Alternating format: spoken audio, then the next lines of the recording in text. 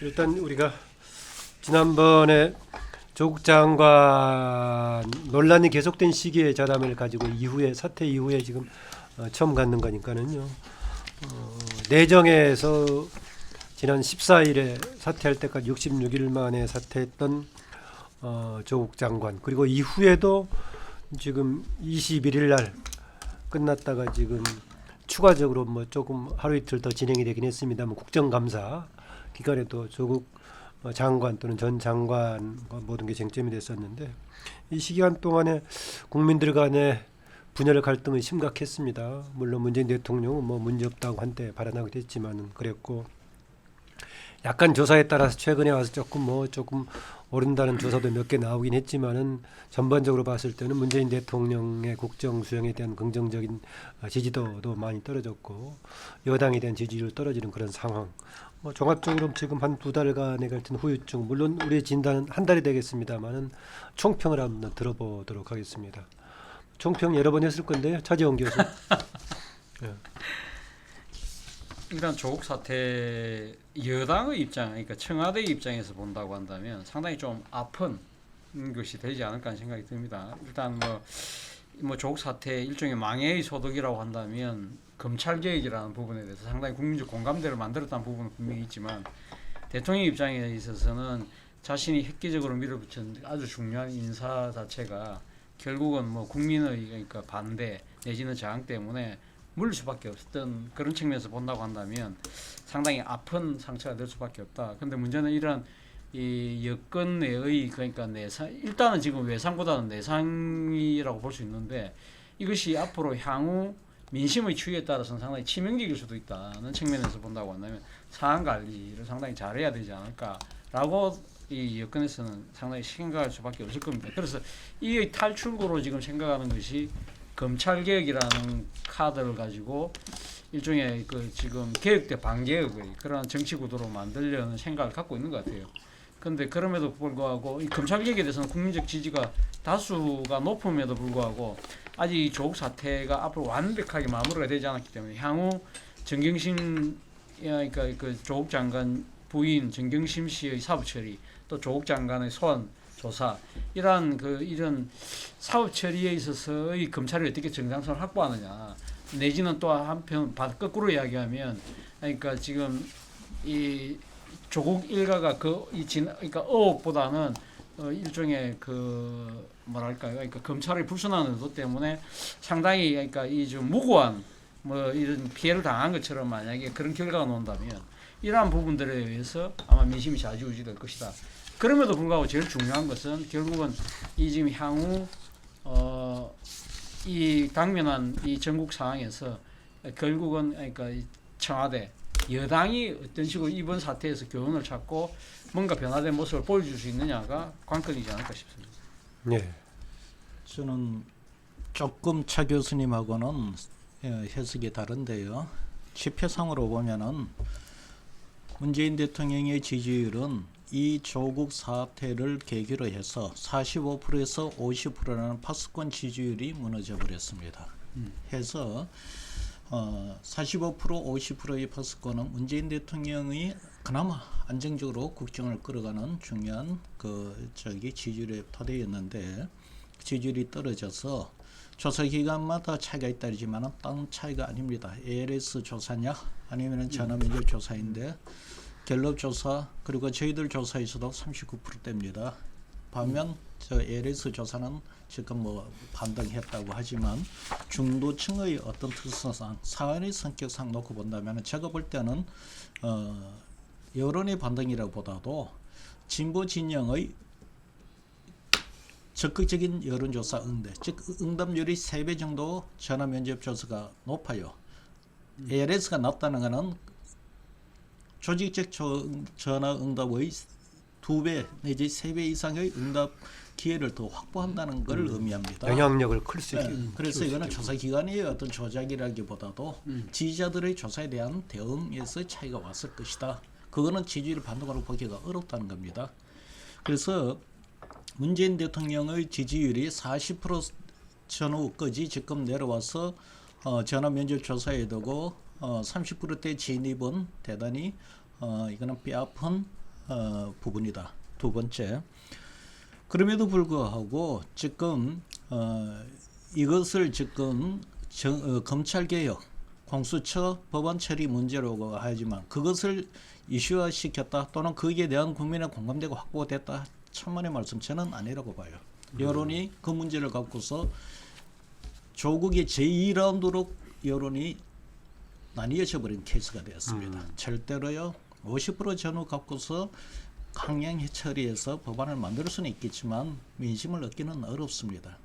적어도 반대의 상황을 진영을 제압하고 법을 강행을 처리를 하려고 하면은 한 60% 정도의 국민의 공감대가 나와야 되는데 전번에 이야기했지만은 검찰 개혁이나 공수처 같은 그나마 지지율이 높던 이 쟁점마저도 제가 프레임 여론조사로 했지만은 이 50대 35 그 프레임의 가치는 털로 가버렸다. 해서 조국 사퇴를 했지만 이 검찰 개혁 논쟁이 조국의 2라운드로 이어질 가능성이 크다. 그다음 지금 이 정경심 사건과 관련해서 조국 장관이 사퇴했으면은 당에서나 민주당에서나 이쪽에서는 그냥 초연하게 법원에 맡겨두는 게 좋습니다. 근데 그게 너무 지금 집착을 하고 있습니다. 여기에 대고 자꾸 이 문제를 민주당의 가장 큰 실수를 하는 것이 이것이 법적으로 위법 여부를 문제하는 거예요. 국민들은 위법 이전에 도덕과 상식과 기본적인 국민들이 지키는 관행, 상식, 도덕의 기본 가치를 무너뜨려진 사건입니다. 이걸 만에 하나 법률 전문가들을 동원해 갖고 법적으로 문제 없다고 한다면 내가 볼 때는 오히려 역풍이 더 커집니다. 잘못해서 처벌을 하는 것이 받는 것이 맞는 거예요.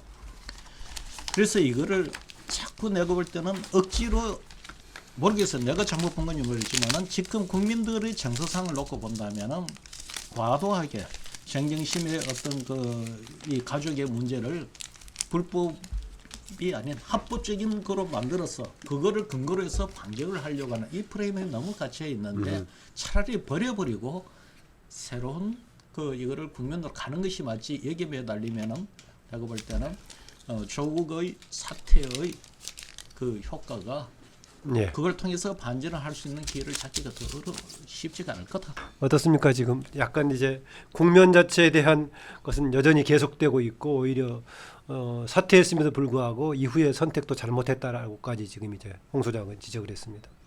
제가 볼 때는 말입니다. 지금 문 정권이 조국을 이제 이 국면을 수비해서 공격으로 전환시킨 거에 공수처라고 보고 이제 공수처를 가지고 공수에 그런 말이 포함되어 있군요. 네, 그래서 공수처 그리고 이제 자신의 지지층을 이렇게 직결시키는 많이 흐트러졌잖아요. 이 좌파 내부에도 양심 좌파들도 있고 그러니까 이제 지지층 내부를 이제 결집시키기 위한 어떤 투쟁 과정의 이제 상징으로 공수처를 들이밀고 그리고 이제 그걸 가지고 공수처가 통과되면 범여권 연합을 이제 연동형 비례대표로 먹이를 던져서 공수처를 통과시키면서 구성해서 그 틀을 가지고 범여권이 총선에서 최소한 6대4 이상 이겨보겠다. 지금 이게 계획이라고 보고 이제 그러면서 궁극적으로 상권 분립이나 시스템에서 독재가 완성되어 가는 부분이다. 이렇게 봅니다. 제 생각이니까 뭐 독재라고 인상 쓰지 마세요. 그런데 여기에서 이제 한국당을 바라보면 이게 가능할 수도 있죠. 현상으로 뭐 국회에서 통과되겠냐 하면 11월 달에 연동형 비례대표만 보장해주고 특히 전에 제가 이야기해 준 것처럼 의석 10석 10% 30석을 더 이렇게 늘려주겠다. 이러면 눈 딱 감고 통과될 수도 있겠죠. 근데 이제 이거는 이제 뭘 의미하는가 하면 그야말로 문 정권이 이제 이 뭐라고 할까 날카로운 칼날 위에 서버렸다라는 부분을 저는 의미한다고 봅니다.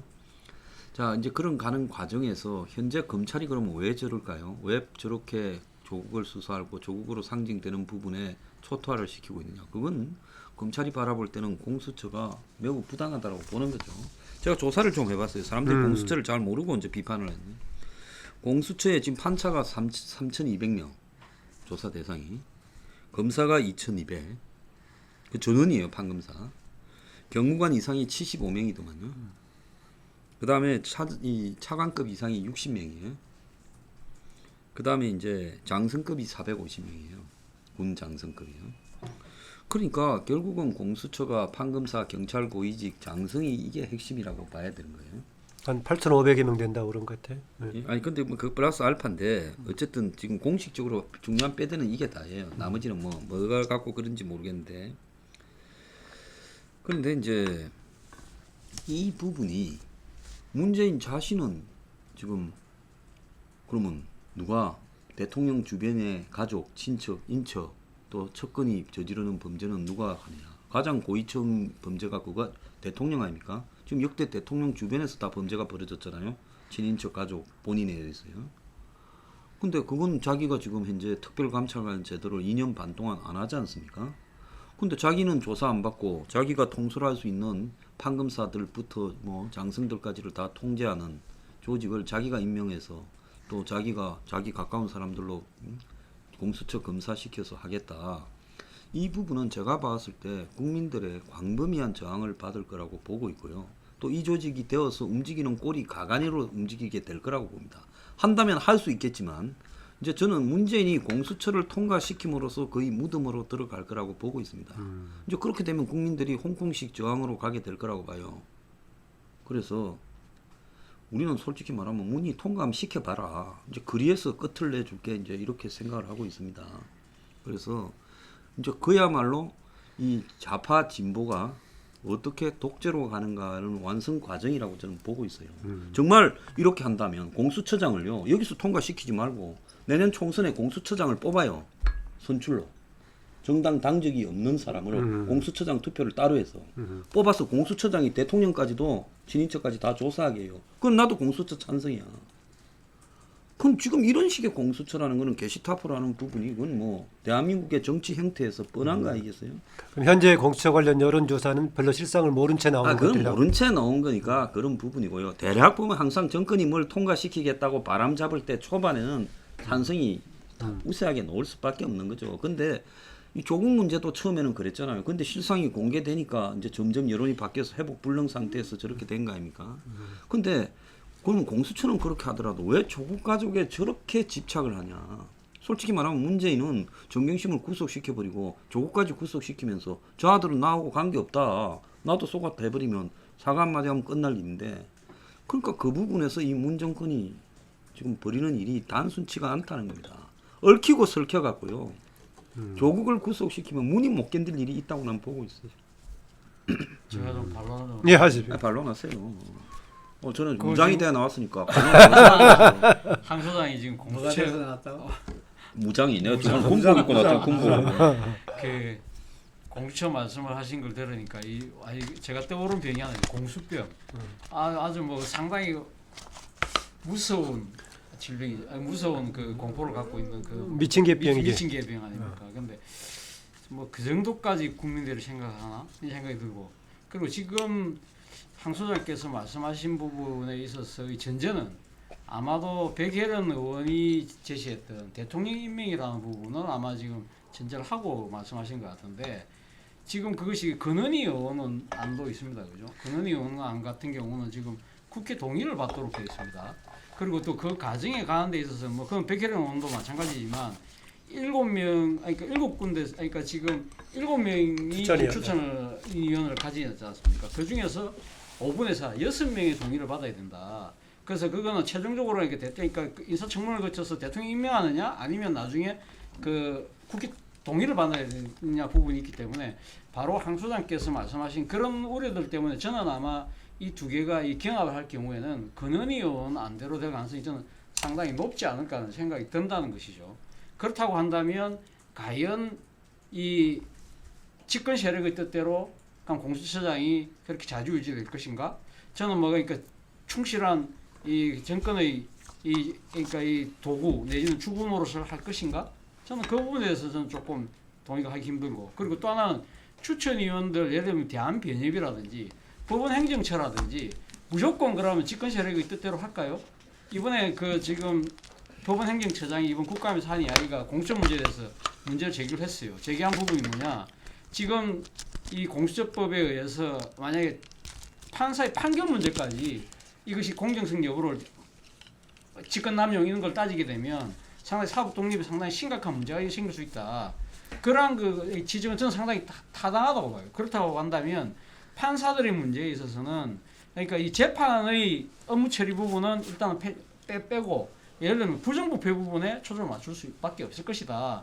그렇다고 한다면 법원 행정처가 반대할 명분은 상당히 급격히 축소될 수밖에 없고, 그리고 그네들이 그런 그러니까 상당히 공처에 대한 두려움이 무조건 직권 세력의 입맛에 맞는 사람을 옹호하지는 않을 것이라는 거죠.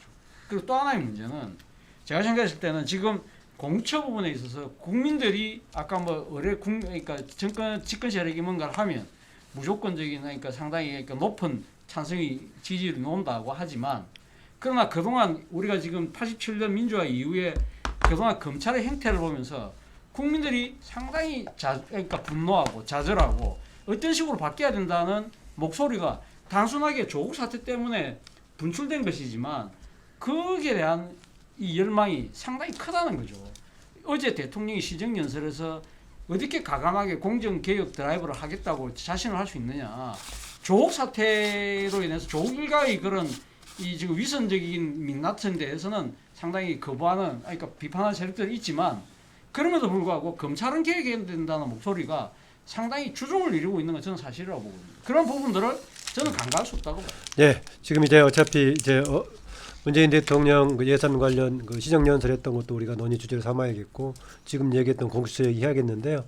앞부분은 아까 나왔던 게 지난 66일간에 거쳤던 조국 장관을 둘러싼 전국 이후의 변화의 기조에서 뭘 읽을 수 있나 이걸 하니까 이 이야기를 김동구 대표 얘기를 듣고 나서 방금 얘기했던 것도 세부적으로 조금 들어가 보도록 하죠. 저는 사실 그 광화문 집회 뭐 말하자면 보수 세력이 총결집했다는 그 광화문 집회를 보고 좀 놀랐어요. 이렇게 제 생각에는 추정 그때 문재인 대통령과 청와대도 또 민주당도 굉장히 놀랐을 거, 당혹했을 거다. 그때부터 아마 그 민심에 대한 체크가 좀 새롭게 이루어졌을 거라고 좀 보여지고, 그래서 이렇게 더 이상은 이렇게 무리다 하면서 그 조국 장관 사태로 이어졌지 않나 이렇게 생각하는데, 이 66일간의 이 조국 사태는 저는 현 정권의 어떤 민낯을 그대로 드러냈다 이렇게 보여집니다. 우리가 노무현 대통령 참여정부 이후에 이렇게 한마디로 규정할 때 다들 아시겠지만 무능한 진보를 이야기했어요. 무능한 진보. 그 도덕성과 가치는 여전히 인정되는 가운데에서 능력에 의해서 가지고 무능했다. 그래서 국정을 갖다가 어렵고 힘들게 했으며 국민들을 민생을 갖다가 제대로 챙기지 못했다 이런 이야기인데, 그래서 다른 면에서 보면 진보 세력에서는 그 도덕성과 가치란 부분들은 정말 자기들의 어떤 나눌 수 없는 저는 그 동력이라고 보거든요. 근데 그 동력이 이번에 흔들렸다. 이런 점에서 저는 이 역대 진보 정권과 달리 상당히 심각한 지금 문제가 드러났다고 보여집니다. 무능 더하기 도덕적인 기반도 무너졌다. 예, 그래서 이 누구보다도 우리 정치가 욕망의 정치, 뭐 가치의 정치, 그걸 상징하는 사람들이 있잖아요. 그럴 때 문재인 대통령은 우리 정치판에서는 거의 드문, 보기 힘든 어떤 선의의 정치인이다. 이런 부분들은 뭐 현 야당들도 그렇게 이야기하고 그랬어요. 예를 들어 문재인 대통령 평가할 때.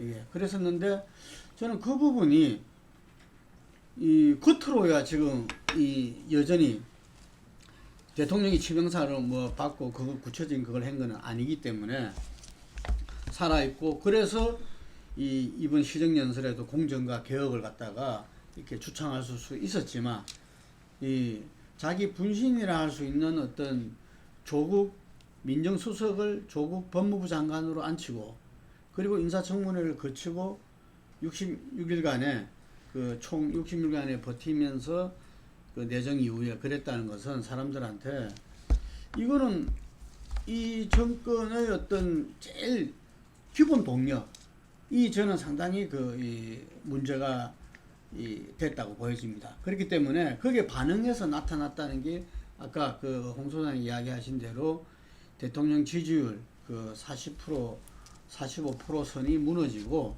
뭐 전화조사에서는 39% 이렇게 이야기를 하고 있는데 우리가 보통 대통령제 이 나라에서 35% 지지율이 무너지면 레임덕이라 그러거든요. 이게 그러니까 레임덕이 지금 이제 이 마지막 지금 고비에 있다는 거죠. 레임덕이 빠지느냐 마느냐 그 정도로 추락했다는 거고 그 내용으로 본다면은 예를 들면은 어쨌든 진보와 보수가 있다면 중도층이 함께 이 개혁을 이끌고 나가야 되는데 중도층의 어떤 지지도가 역전됐다는 거 저는 이게 굉장히 그 심각한 부분이고 그 다음에 20, 30대 청년 세대에서 지지율이 떨어지고 거기에서 어떤 공정에 대한 문제 제기가 생긴 거는 저는 이 정권으로서는 아주 심각한 이 위의식을 가져야 되고 그럼 그게 걸맞는 저는 이번에 그 11월 8일인가 10일이 반환점이래요 정권 그러면은 10일 10일 10일이니까 정부에서는 8일로 지금 8일이라 그럽니다. 8일. 그래서 뭐 이 기자회견을 한다는 뭐 이랬는데 뭐 내가 듣기로는 또 기자회견을 비공개로 한다는 이야기도 있고 뭐 그래요. 비공개 기자회견 두 개가 어울리지 않는 말 같은데. 그런데 어쨌든 우리 청와대 출입기자는 그렇게 처음에 그렇게 말하더래. 근데 어쨌든 간에 저는 그 지점이 상당히 중요한 지점이다. 이게 그래서 그때 지금 소통의 대통령이었고 평화의 대통령이었고 이랬는데 예를 들면 근데 이 여러 가지 민생 경제 그 다음에 평화 프로세스 거기다가 이번에 터진 그런 공정이라는 가치마저 지금 흔들리게 됐기 때문에 저는 반환점이 된 시점에 이 정권의 향방 어쩌 말하면 진보 세력의 향방을 갖다가 좌지우지할 수 있는 그런 시점이다. 그래서 네.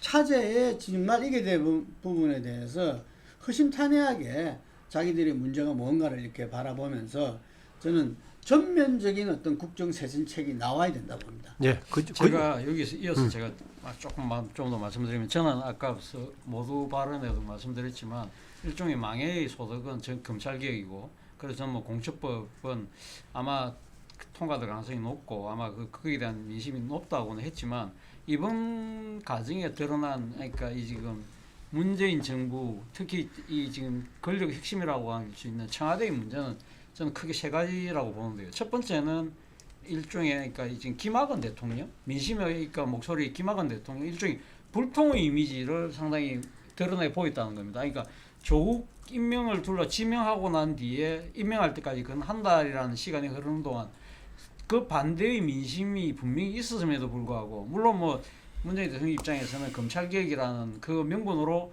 밀어붙일 수밖에 없다. 그리고 또 본인의 원칙 자체가 명백한 불법이 아닌 상태에서 의혹만으로 임명을 안 하겠다는 것 자체가 안 된다는 나름대로 뭐 원칙은 있었다고 하지만 그러나 이 국민들 다수가 조국 임명에 대해서 반대하는 목소리에 대해서 기막았다는 부분. 그 불통 이미지는 본인이 취임사에서 이야기했던 모두의 대통령 그리고 상당히 소통의 대통령하고는 상당히 스스로가 그러니까 자신의 그러니까 이미지를 걷어찬 그런 일종의 상당한 잘못을 했다는 생각이 들고요. 두 번째는 또 민심을 오독했다는 겁니다. 예를 들면 아까 강화문 집회가 제기됐을 때 강화문 집회 상당히 아마 놀랐음에도 불구하고 그리고 결국은 그 강화문 집회 때문에 조국 장관이 물러났음에도 불구하고 당장 그때 당시 청와대가 보면 특히 문재인 대통령이 뭐라고 이야기를 했습니까? 이건 국론 문제가 아니라고 이야기했거든요. 그리고 조국 장관 물러나고 난 뒤에는 국민들 간의 갈등을 야기해서 미안하다.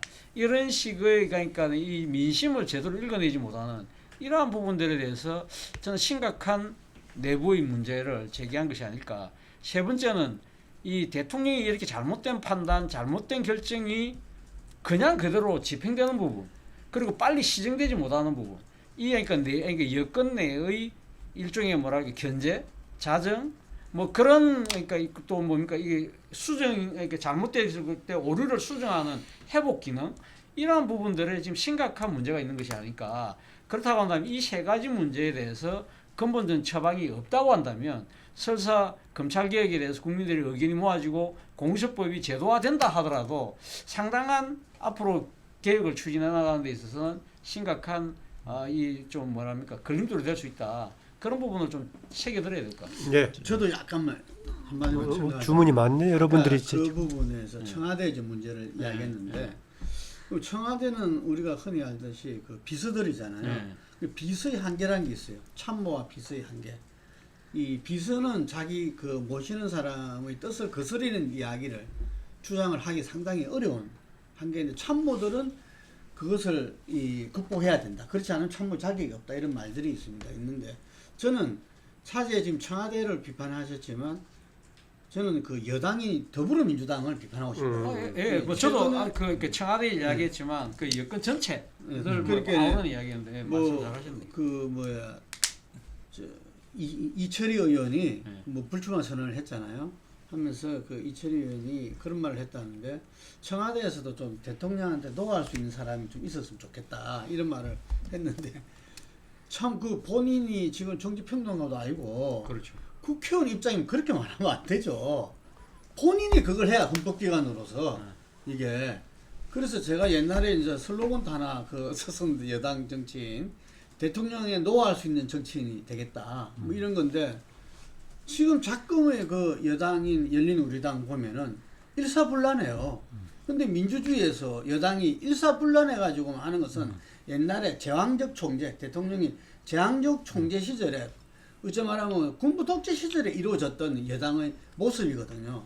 지금 모습은 달라야 된다. 그리고 이 시대가 바뀌었잖아요. 지금 21세기 들어오고 지금 또 밀레니엄 세대들이 어떤 청년층을 차지하고 이때는 굉장히 어쨌든 우리 정치도 다이내믹하게 되고 어떤 미래와의 어떤 소통이라든지 이런 것도 해나가야 되는데 하는 형태는 아주 고답적이야.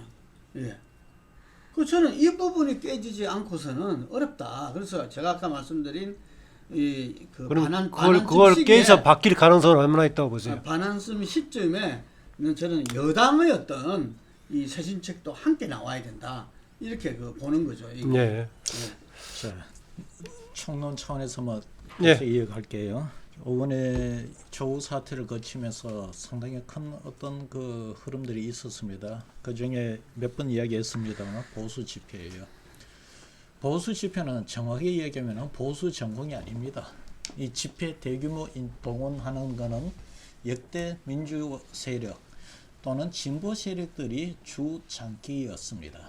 그런데 제가 이렇게 거슬러 속아볼 건데 보수가 이런 대규모로 집결한 그 경우는 노태우 때 그 당시 대선 유세하던 시절 이후는 처음 보는 것 같아요. 아니지. 있었나? 노무현 때 이해창이 4대 악법 저지한다는 그때 한번 있었나요? 근데 뭐 그 규모가 이렇게 안 되지. 이 정도 규모는 이전 그러니까 내가 그런 게 이렇게 수십만 이야기할 정도의 규모는 이런 노태우 유세 때 빼고는 없었다. 없었고 결국은 보수들이 이렇게 움직이는 세력들이 아니에요. 근데 이런 대규모로 움직였다는 것은 적어도 보수층 내에서는 상당히 분노하고 있다는 것을 인정해야 됩니다. 두 번째, 이것 외에 보수층들이 진보 진영이 이 선거 전략이나 아니면은 여러 가지 그 지지층 또는 국민들을 대상으로 하는 여러 가지 전략 수단들을 보수가 먼저 만들지는 못해도 따라가면서 다 합니다. SNS라든가 뭐 이런 것 지금 무슨 방송 같은 것들 이런 것들을 다 따라 하다 보니 이제는 5분 집회를 계기로 해서 진보와 보수가 이 어떤 전략적으로 소위 말하는 이 조직 전략이나 메시지 전략이 되고 메시지 수단 전략이 되고 차별성이 이제는 없어지는 상황이 와버렸다. 향후 진보 집권 여당이 선거 전략에 유용하게 상대적 우위를 지녔던 이 비대칭 전략이라고 뭐 남북한에 쓰는 건데 그 전략이 하나 무너졌다는 거고요. 두 번째는 문재인 대통령이 사실 지금 현 정부의 집권 전략은 문재인 대통령의 지지율을 갖고 정당 지지율을 견인을 해갑니다. 그런데 문재인 대통령의 지지율은 감성적 이미지가 굉장히 중요한 부분입니다.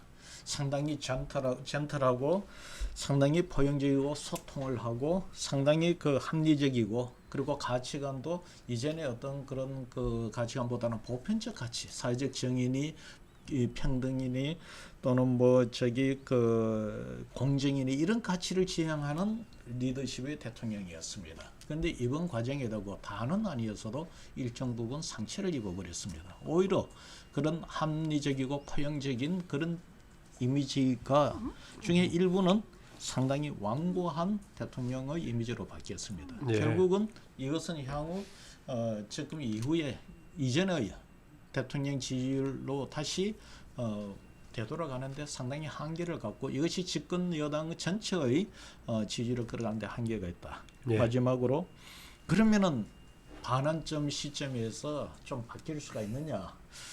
적어도 제가 볼 때는 어제였나요? 대통령 국회에서 시정 연설을 할 때 쓰는 그 키워드를 보건대는 또는 큰 맥락을 보건대는 상황의 인식의 본질적인 변화가 없는 것 같다. 저는 네. 이렇게 홍 수장.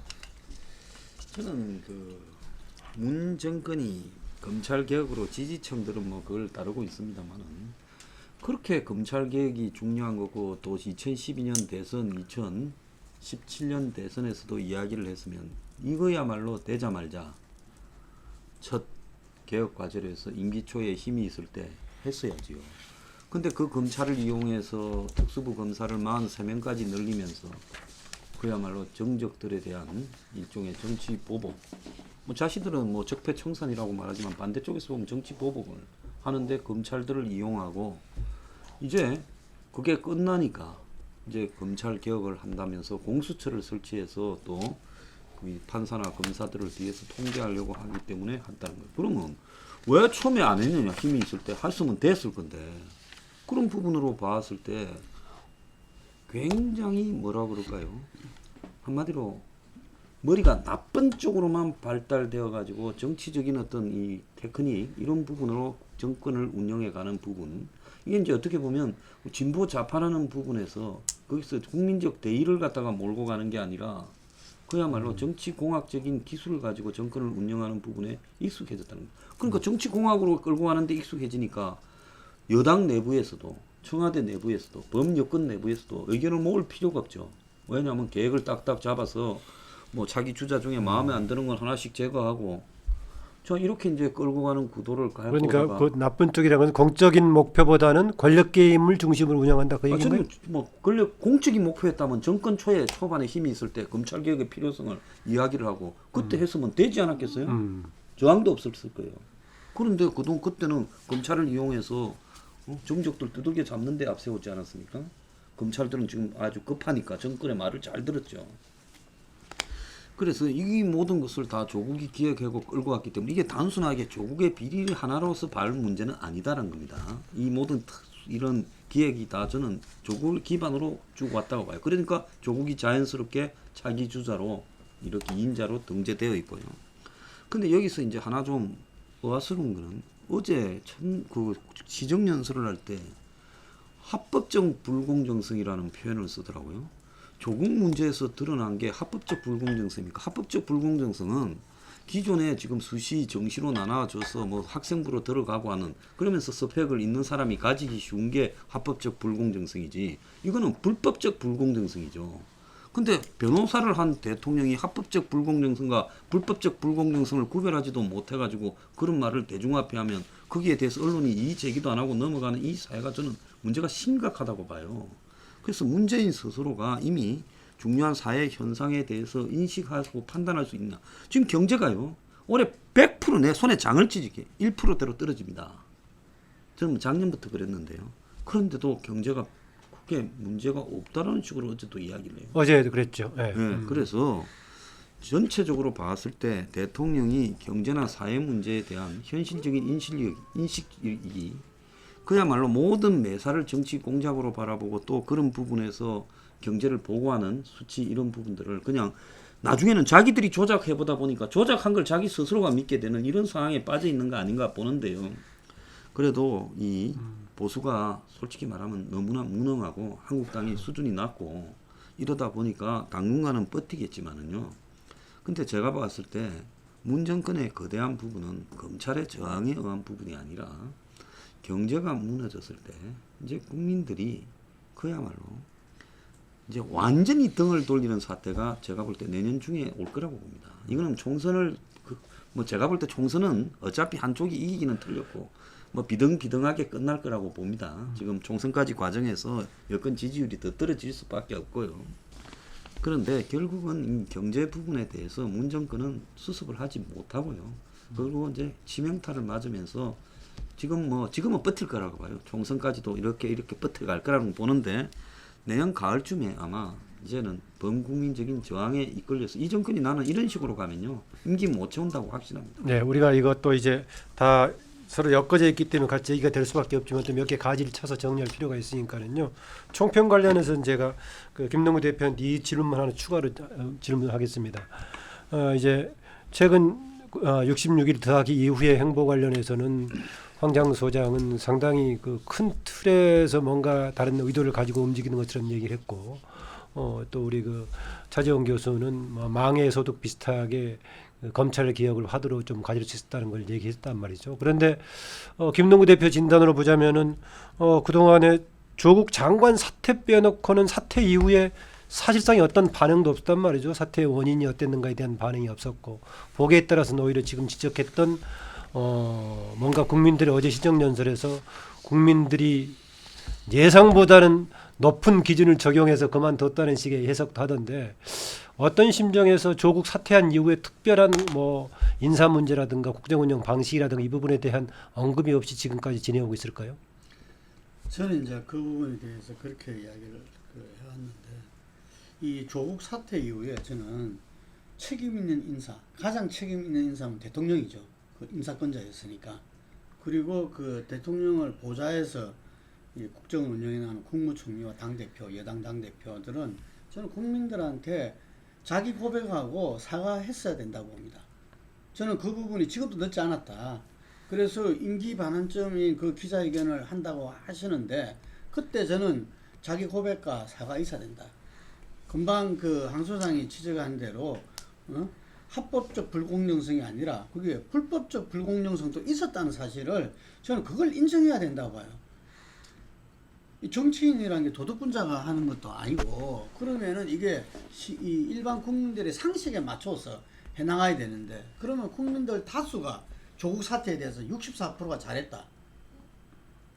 이거는 사퇴. 예. 사태에 대해서. 그래서 이거는 그 진보 세력의 그 일부를 빼놓고는, 예를 들면 거의 뭐 많은 수가 그 부분에 대해서는 다 같은 공감대를 갖고 있었다는 거잖아요. 근데 그런 부분에서 저는 이 현 정권이 이게 이 자기들의 어떤, 항상 보면은 정권이 위기에 처할 때 그 원인으로 진단하는 게 오만과 독선이라 그래요.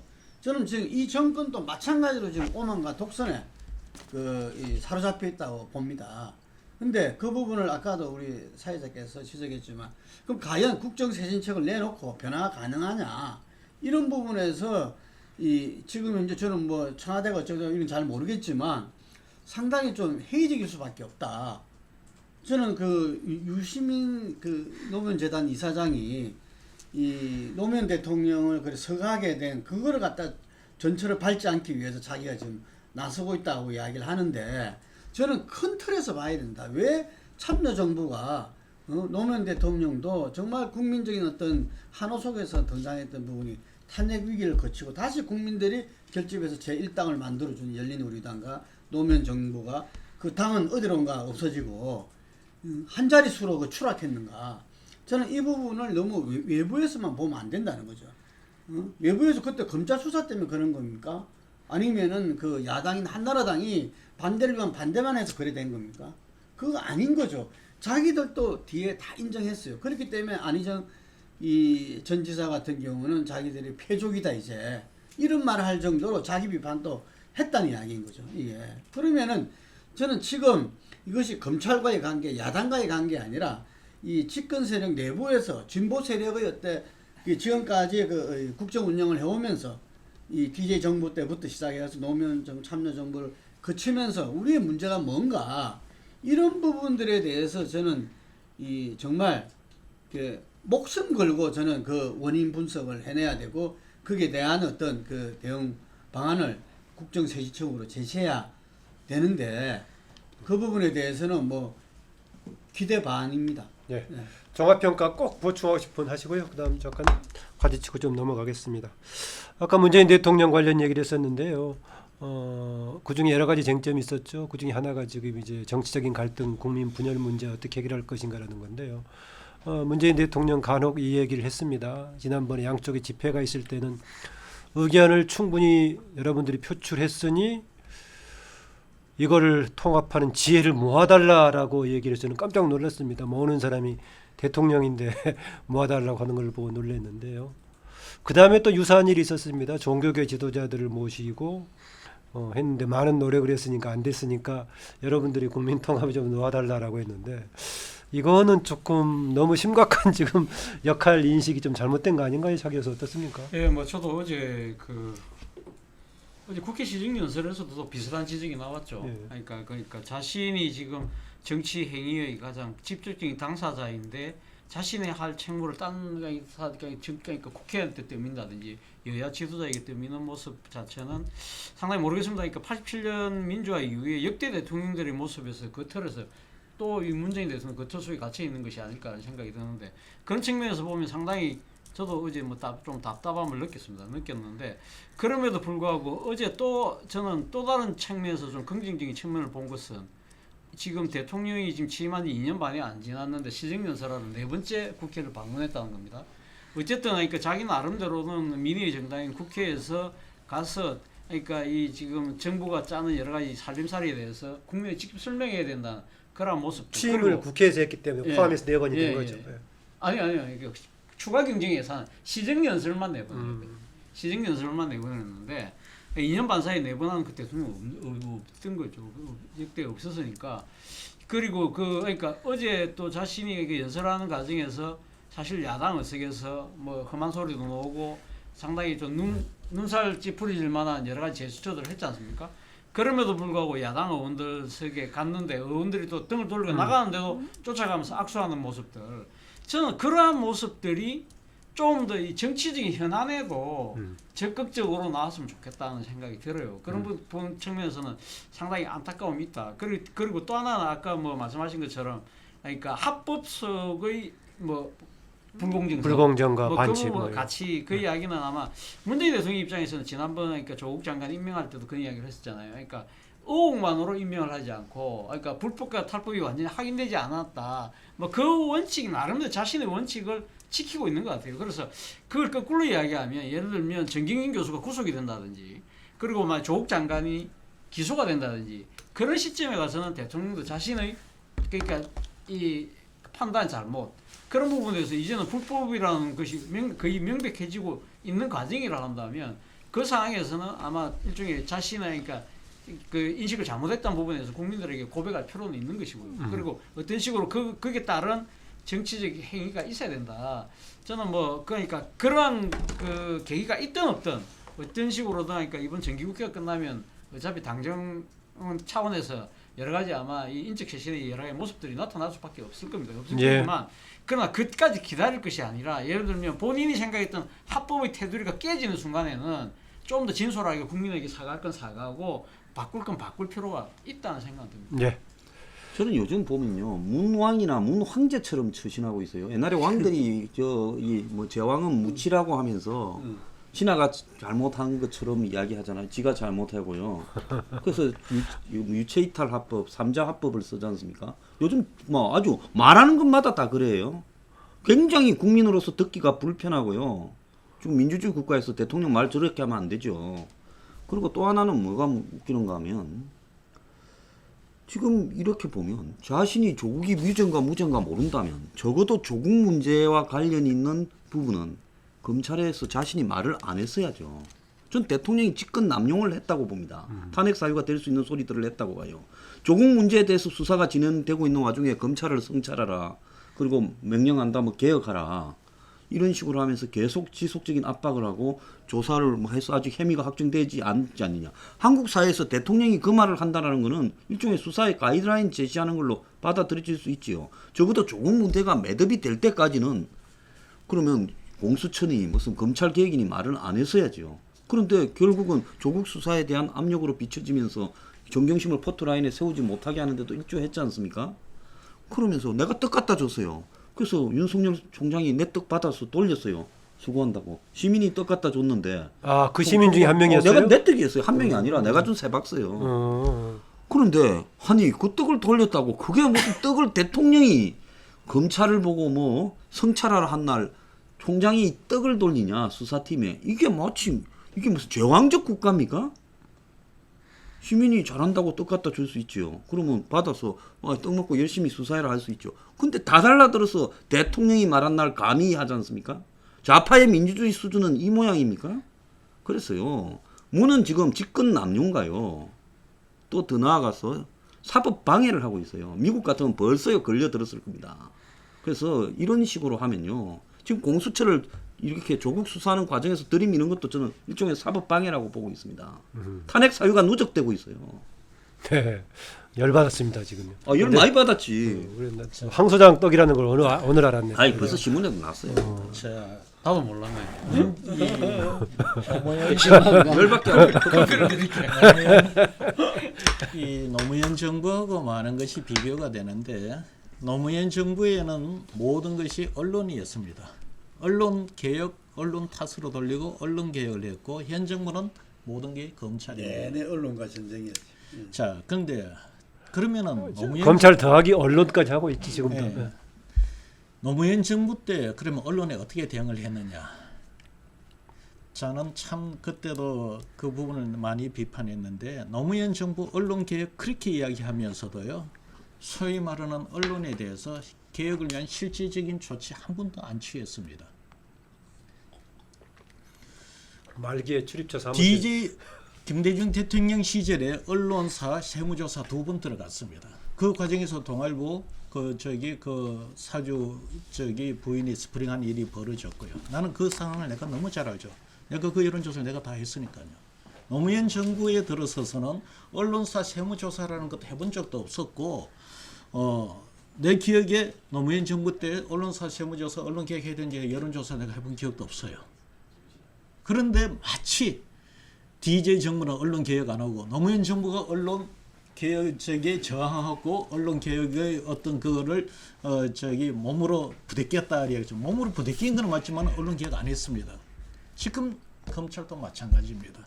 검찰 개혁 했었어야죠. 내가 볼 때 사실 검찰의 행태를 보면 뭐 영화에 보면 에일리언 이야기가 나오는데 검찰은 이 제도로서 보장이 되어 있는 검찰권 행사 외에 정무적 정치적 판단도 하고 때에 따라서는 자기네 조직의 검찰당의 어떤 그 홍보 자체 그런 기능까지 있는 그런 이 조직으로 마치 검찰당과 같이 움직입니다. 저런 검찰에 대해서는 어떤 형태로든 개혁이 되는 것은 맞습니다. 그러나 검찰 개혁을 하려고 하면은 초기에 이 검찰에 대해서 정치 중립적인 입장이 되고 했었어야죠. 마치 검찰 개혁이 검찰을 초기에 적폐 세력을 차단할 때 하는 어떤 그 도구로서 최대한 활용을 다 하고 나서 이제 와서 조국 문제가 엮이니까 이제 브레이크를 밟는다만 악셀레이터를 밟는다 말입니다. 그러니까 국민들이 진정성이 없는 거예요. 문제는 이 과정이 되고 아까도 말씀드렸습니다. 검찰이 어떤 검찰이 하나의 어떤 그 검찰의 조직으로 나아가 정치 세력으로서 검찰 당으로 표현했는데 그런 지금 역량을 갖고 있어요. 특히 이번에 조국 이 사태를 거치면서 자기 정당성, 자기의 어떤 그 존재 가치를 어느 정도 국민들한테 입증을 해버렸어요. 많은 사람들이 공수처의 필요성을 이야기하지만 또 일부 많은 사람들은 국민들을 보면은 검찰 잘하네, 공수처가 왜 필요한데 이런 여론도 지금 일부 형성을 됐는데 그것을 누가 만들었냐? 검찰 스스로 만들어버린 거예요. 그래서 뭐 공수처가 만들어질지 안 될지 모르겠지만 지금 검찰이 개혁하기에는 검찰이 너무 커져 있습니다.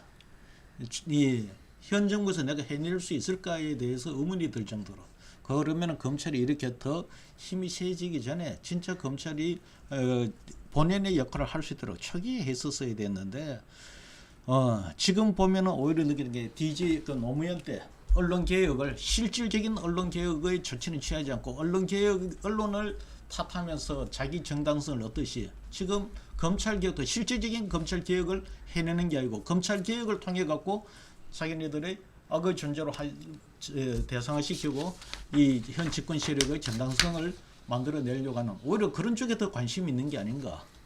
뭐 이렇게 저거는 의혹이 느껴지는 거예요. 네. 제가 홍 소장님 말씀에 저는 약간 좀 동의를 하기 힘든 부분이, 그러니까 노무현 정권이 언론 개혁에 아무것도 실질적으로 안 했다면서 이 DJ 정권의 세무조사하고 그러니까 그 비교를 하셨는데, 그거는 저는 조금 그러니까 이 공감하기 힘든 부분이, DJ 정권의 세무조사는 언론 개혁 차원에서 했다고는 이야기하지만 명백하게 언론에 대한 탄압이라고 많은 언론학자들이 그렇게 지적을 하는 것도 사실이거든요. 그렇다고 해서 그러면 그 노무현 정권 때도 그러면 똑같은 방식의 세무조사를 해서 예를 들어서 보수 언론들에서 길들이기를 했다? 그거는 노무현 대통령의 이야기는 진정한 언론 개혁하고의 방향은 다르다 저는 생각을 하고요. 당시 제가 청와대 출입 기자였기 때문에 제가 느꼈던 바에 의하면 노무현식의 언론 개혁은 소위 말해서 근원 유착을 끊는다는 겁니다. 그렇기 때문에 이 지금 옛날에 DJ 정권 때는 그때 당시 언론 세무조사할 때 박지원 그때 비서실장이 가서 중앙일보 하고 뭐 일종의 길들이기를 한 거 아닙니까? 근데 지금 그때 노무현은 그 쉽게 말해 언론과의 거래 자체를 아예 끊겠다는 거였거든요. 그렇게 그리고 또 하나는 이런 보수 언론들로 상징되는 몇몇 언론사들의 뭐 가인 그 대표되는 목소리 대신에 다른 여러 가지 매체들이 자유롭게 언론을 할 수 있는 환경을 만들어줬다. 저는 그런 것이 오히려 진정한 언론 개혁이라고 생각하기 때문에, 그러니까 그 비유 자체는 저는 조금 공감이 힘들고, 그리고 네. 또 검찰 개혁이라는 부분도 제가 생각할 때 물론 이 지금 이 현 정권이 제가 생각했을 때는 상당히 지금 그러니까 초창기에는 자기들이 정직 제거하려고 해갖고 검찰을 마음껏 이용해 먹고 조국 사태 터지니까 이제서 검찰 치는 거 아니냐 국민이 그렇게 생각할 수 있고, 저는 그런 지적은 어느 정도 일리도 있다고는 보지만, 저는 그러나 그 또 하나 우리가 간과하고 있는 측면이 있다. 첫 번째는 이 검찰 개혁을 하는 데 있어서 아무리 정권을 잡았다 하더라도 하루아침에 할 수는 없는 겁니다. 예를 들면 지금 공수처법이라든지 검경수사권 조정법 이런 법안을 만들어야 되잖아요. 절차적 과정과 시간이 필요하다는 겁니다. 그리고 또 하나의 문제는 당시 이 검찰 개혁을 하기 위해서 제일 중요한 게 법무부 장관이라고 제가 지난번에 말씀드렸는데, 법무부 장관을 그래서 그때 안경안을 내세우고 안경안을 통해서 제도적 개혁을 하고 그 뒤를 청와대 참모인 조국이 서포트하는 그림을 그렸는데, 안경안이 생각지도 않았는데 발목이 잡혀갖고 그 의장이 연소득 때문에 낙마하는 바람에 첫 단추가 잘못 꼬인 겁니다. 꼬이기 위해서 그래서 할 수 없이 박상기를 갖다 놨는데 박상기 장관이 제대로 해내지를 못했다는 거예요.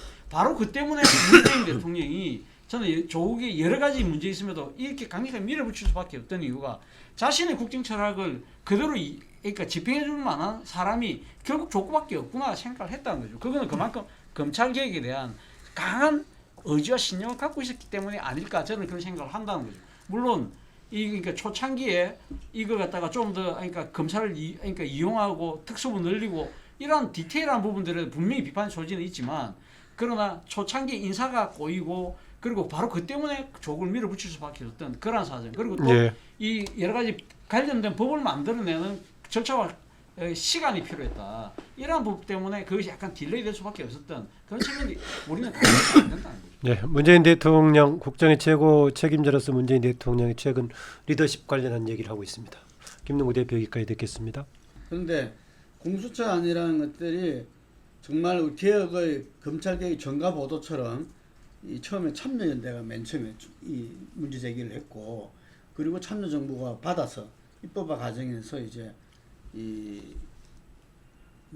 폐기돼 버렸죠. 이게 되지 못하고. 그래서 이 문재인 대통령이 대선 경선부터 공약으로 이렇게 내걸었던 거고, 그리고 그 이전에 그 국정농단 그 척결을 하는 어떤 촛불을 해서 이게 이 시급한 과제 중에 하나로서 이 검찰 개혁하고 공수처를 이야기했던 거라는 거죠. 그런데 지금 현재 이 여론조사를 통해서 보니까 51대 41이 나왔더라고요. 저는 지지가 이전에는 70-80%였는데 굉장히 떨어진 거예요. 이게 저는 그 여론조사는 황소작 진단에 따르면 시간이 더 지나면 더 다를 수 있다라고. 아니 게 우리가 여론조사는 어쨌든 단면조사잖아요. 그 시점을. 그러니까 지금 사람들이 생각하는 게 좀 많이 바뀌었다는 거죠. 저는 그게 누가 바뀌었냐? 중도층이 바뀌었다 봐요. 지금 보수가 결집하고 중도층이 이 밖에 나가는 이 중도층이 밖에 나가는 게 아직까지 보수로 결집을 보수 지지도는 안 가지만 상당히 밖에 나가는 게 거기서 그 보인 거죠. 아까 이 조국 장관 사태에 대해서 64%가 이렇게 잘된 일이다 이야기했듯이. 그래서 저는 여론조사에 일희일비하지 않는 거는 좋지만 그 민심을 갖다 제대로 받아들이는 거는 중요하다.